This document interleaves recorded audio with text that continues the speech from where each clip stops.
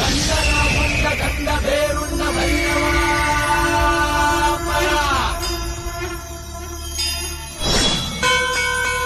ರಾಜಮಾರ್ತಾಂಡ ಧರ್ಮ ಕೋದಂಡ ಭೈರವ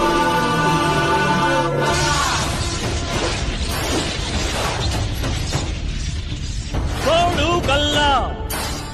ನೆತ್ತಿ ಮೇಲೆ ಬಿಟ್ಟು ಗಟ್ಟಿ ಯೋಧ ನಿಂತ 7 ಸುತ್ತು